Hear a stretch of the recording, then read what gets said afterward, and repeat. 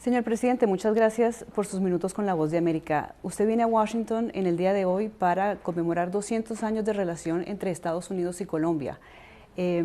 Desde su gestión, ¿qué queda en esa relación bilateral? Quedan varias cosas muy importantes. Primero, haber llevado la relación bilateral con los Estados Unidos al punto más alto que han estado históricamente, con la declaratoria de Colombia como aliado estratégico no miembro de la OTAN.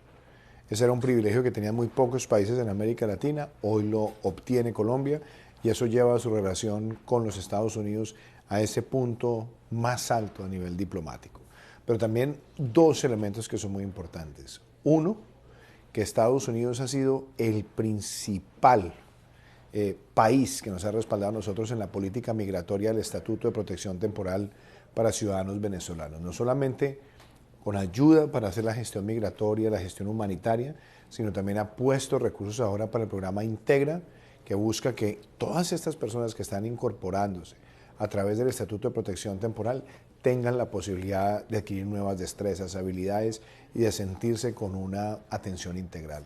Y el tercero, Colombia y Estados Unidos hoy tienen una alianza más allá de los temas de seguridad y que hoy también tiene como un elemento de ancla la política ambiental, de acción climática y de transición energética. No solamente Estados Unidos se consolida como inversionista, sino que hoy es el principal aliado de los Estados Unidos en la agenda de acción climática regional.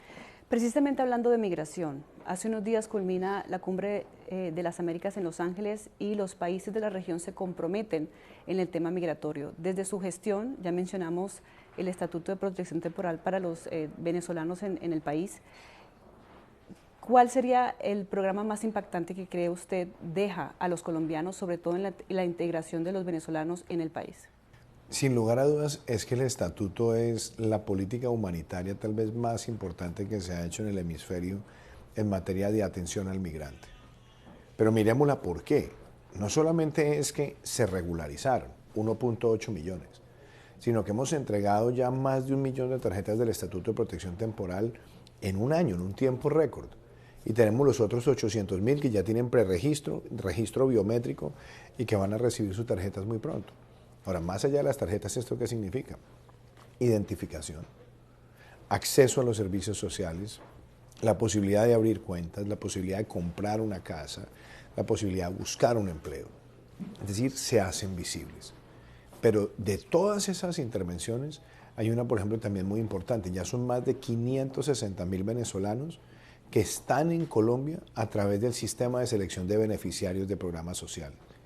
Es decir, sabiendo que no somos un país rico, hemos puesto en marcha la política migratoria fraterna, inteligente, basada en tecnología, que permite reivindicar derechos y que además en armonía con lo que ha hecho el profesor Dani Bajar, que ha analizado muchos estos fenómenos migratorios desde la perspectiva de la economía política, todas las apuestas que hicieron, muchos no se dieron. Dijeron, se va a aumentar el desempleo, no se aumentó, ha venido bajando. Se va a aumentar la informalidad, logramos la menor tasa de informalidad laboral en la historia reciente de Colombia. Y fuera de eso, al hacer visibles a esta comunidad, ellos también contribuyen al desarrollo económico de Colombia. Y yo creo que eso es un referente mundial.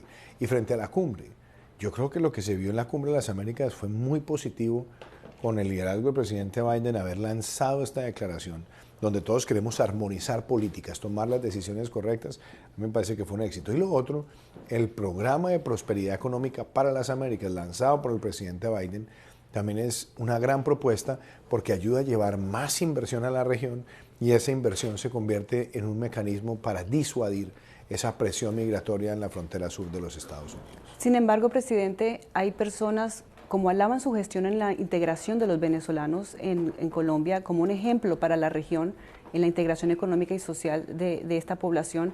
Hay personas que critican esta gestión en de alguna manera no ponerle atención también a los colombianos y a las necesidades de los colombianos. ¿Qué puede usted responder al respecto? Primero es una gran falsedad, porque si hay algo que caracteriza a nuestro gobierno es justamente que es el gobierno de mayor inversión social en la historia de Colombia, con hechos incontrovertibles.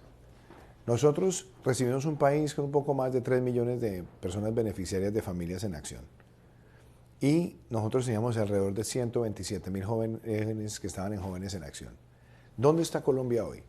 Pasamos de 3 millones larguitos en los programas de transferencias a tener 11 millones de hogares. Eso es suficientemente elocuente de la ampliación de la red de seguridad social. Tenemos 2 millones de hogares que están recibiendo devolución del IVA. El programa de adulto mayor llegó a cobertura universal de adultos mayores en condición de vulnerabilidad mayor de 70 años. Y los jóvenes en acción pasaron de cerca de 127.000 a más de 650.000 jóvenes en acción. Es transformador. Pero aparte de eso, estamos dejando a Colombia la educación pública universitaria gratuita a los estratos 1, 2 y 3, es decir, cubriendo casi el 97% de la matrícula superior pública de nuestro país. Y a eso agregar la mayor inversión en vías terciarias que se ha hecho en Colombia, la mayor titulación de propiedad rural en Colombia, más de 50.000 títulos de propiedad rural.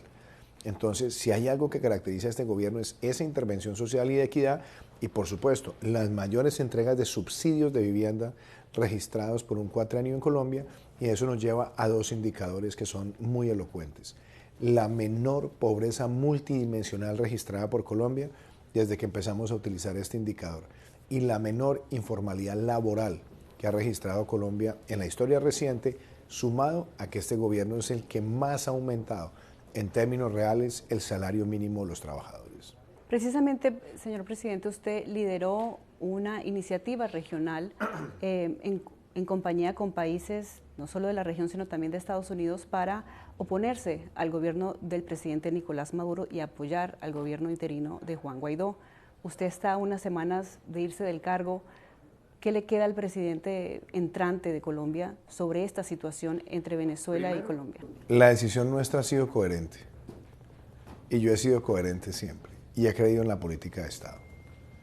Cuando yo asumí la presidencia de Colombia, cuando yo me posesioné, nosotros llevamos más de 2 años sin embajador en Caracas.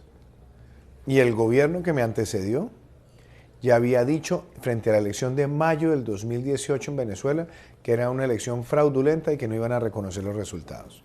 Nosotros mantuvimos esa política de no reconocer esos resultados, pero además de reconocer el último vestigio de democracia que le quedaba a Venezuela, que era la Asamblea Nacional, y por ende a su presidente interino. Y más de 50 países no reconocemos a Nicolás Maduro como un presidente legítimo. Reconocemos a un presidente interino y pusimos en marcha un cerco diplomático, además de las denuncias adicionales contra Nicolás Maduro en la Corte Penal Internacional. Ese cerco diplomático ha funcionado para llevar al dictador a que tenga que sentarse en un diálogo en México con la resistencia democrática. Él va a tratar de dilatarlo como lo ha hecho siempre, pero el solo hecho de que la comunidad internacional lo haya sancionado, lo haya aislado y lo haya arrinconado es un logro de ese cerco diplomático. Entonces, por eso, frente al próximo presidente de Colombia, el próximo presidente tendrá que tomar una decisión.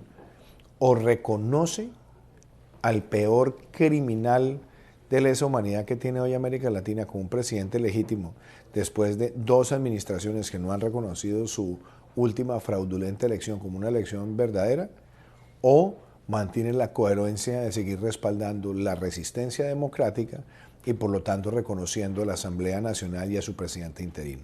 Ese es el dilema que tendrán que enfrentar. Si se va el próximo presidente en favor de Maduro, pues estará legitimando uno de los peores criminales de lesa humanidad que tiene el planeta. Y si respalda la resistencia democrática, estará honrando una política de Estado que lo que busca es que venga el reverdecer de la democracia nuevamente a Venezuela. En temas económicos, que es su experiencia, ¿cómo queda Colombia? Se habla de la inflación como uno de los grandes problemas, no solo para Colombia, sino para Estados Unidos. ¿Cómo queda Colombia en temas económicos? Varias cosas que son importantes, Cristina. Primero, nosotros cerramos el año 2019 con un crecimiento económico que estaba por encima del promedio mundial, del promedio regional, del promedio de la OCDE. Hoy nosotros podemos decir, después del 2020, que fue un ciclo recesivo para el mundo, el 2021 lo cerramos con el mayor crecimiento económico de nuestra historia, 10.6%. Y empezamos el 2022 con el mejor primer trimestre en términos de crecimiento en lo que va corrido de este siglo. Segundo, acabamos de presentar ayer el marco fiscal de mediano plazo y vamos a tener en el año 2022 la mayor reducción del déficit fiscal en un año en casi 29 años. Y estamos dejando el país con una senda para que en el año 2023 vuelva a registrar un superávit fiscal primario, lo cual logramos en el año 2019. Y a eso, ver que en estos 4 años la inversión extranjera directa no mineroenergética ha crecido un 196%, que hemos recuperado ya prácticamente los niveles de desempleo prepandémicos, la menor informalidad laboral en lo que va corrido desde que empezamos a tener esa medición, y un país que en términos económicos ha logrado las mayores exportaciones de su historia no mineroenergéticas y sobre todo las mayores exportaciones agrícolas que ha registrado Colombia también en su historia. Y si a eso le acompañamos de la inauguración de nuevas vías, ya llevamos 8 vías de cuarta generación inauguradas y vamos a completar otras 10 más, lo cual nos pone en el mismo número de kilómetros de los primeros 25 años de concesiones, más la transición energética, más toda la inversión que se está viendo hoy en el sector creativo. Sencillamente estamos dejando a Colombia con una perspectiva para crecer este año cerca del 6.5%, lo cual lo ubica entre las 5 economías que más van a crecer en el planeta este año. Precisamente, señor presidente, sobre el tema de seguridad, hay unas zonas en Colombia en donde hace un poco se pueden denominar como zonas híbridas, en donde hay resurgimiento de crimen organizado, en donde hay desplazamiento. ¿Cómo queda el tema de seguridad en Colombia? Buena pregunta, porque yo no creo que en Colombia existan zonas híbridas. En Colombia hemos tenido que enfrentar fenómenos de criminalidad, pero hay un balance que es importante hacerlo. Por eso digo, miremos las cifras objetivamente. Nosotros vamos a cerrar nuestro gobierno con la menor tasa de secuestros, que era el delito más oprobioso que tenía Colombia desde que se llevan esos indicadores. Estamos viendo el promedio de la tasa de homicidio durante los 4 años nuestros. Es del orden del 25.2 sobre 100.000 habitantes, lo cual quiere decir que lograríamos la menor tasa de homicidios en un cuatrenio en casi 40 años. Hemos logrado aislar, hemos logrado capturar, hemos logrado neutralizar a más de 185 cabecillas. Y recientemente, esta semana cayó Majin Buu, cayó Cabullo la semana pasada, cayó Matamba, cayó Toniel y muchos más. Y seguimos enfrentando esos símbolos del mal, Uriel, Fabián del ELN, y además extraditando una muy buena parte de ellos. Hemos destruido más de 18.000 laboratorios de procesamiento de alcaloides en estos 4 años de gobierno. Hemos logrado las mayores incautaciones de drogas registradas por Colombia, 670 toneladas el año pasado. Y agrégale otra cosa, Cristina. Nosotros estamos cerrando nuestro gobierno, parando el crecimiento exponencial de los cultivos ilícitos y registrando también una disminución del área sembrada de coca.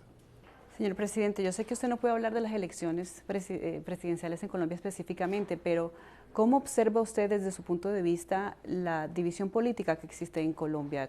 Existe en el mundo. En el mundo la política se polarizó. ¿Le preocupa un poco el candidato ganador? Yo he dicho una cosa y la reitero hoy. Nuestro país tiene una democracia sólida, unas instituciones sólidas. Quien quiera sea el ganador el próximo domingo tendrá no solamente todo el respaldo de parte nuestra para hacer una transición ordenada, pacífica y que le sirva a nuestro país, sino que también nosotros vamos a garantizar siempre que los ciudadanos puedan acudir a las urnas a votar libremente y que se respete su veredicto en las urnas. Esa es nuestra responsabilidad. Regresando un poco al tema de la cumbre, el presidente de Costa Rica, en una entrevista con La Voz de América, mencionó estar preocupado por tropas rusas en Nicaragua. Que estemos viendo que se ofrece la llegada a tropas rusas cuando el mundo está viendo el peor genocidio que haya visto en la historia reciente, donde están tratando de exterminar al pueblo ucraniano y que ha resistido con valentía, coraje y vehemencia su soberanía. Pues claro que me preocupa que un país, que además es otra dictadura, esté tratando de auspiciar que las mismas tropas que están produciendo un genocidio en otros lugares del mundo vengan a sentarse en su territorio. Eso tiene que ser rechazado por todos. Y específicamente en la frontera entre Venezuela y Colombia, ¿hay algún agente externo que a usted le preocupe? Nosotros siempre hemos cuestionado que la dictadura de Maduro ha protegido en su territorio a los grupos armados ilegales de Colombia.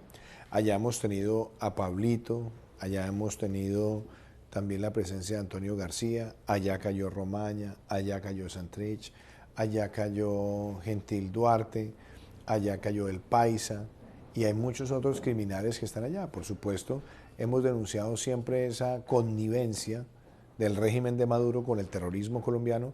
Entonces no solamente la cuestionamos, la rechazamos, sino que también la hemos denunciado internacionalmente. Finalmente, presidente, ¿qué planea hacer una vez entregue su banda presidencial? ¿Qué será lo primero que va a hacer? Primero, Cristina, va a estar con mi familia, vamos a disfrutar tiempo juntos. Tengo una gran ilusión de volver a estar los 5 compartiendo la vida. Y lo otro, vamos a estar escribiendo, vamos a estar participando en temas globales que han sido también de interés mío y que también son necesarios para el futuro de América Latina. Y yo espero de pronto el año entrante iniciar un proyecto que es constituir una fundación, un centro de pensamiento para la defensa de la democracia y para la formación de líderes en democracia en nuestro país. Muchísimas gracias, señor. A ti, Cristina, muchísimas gracias.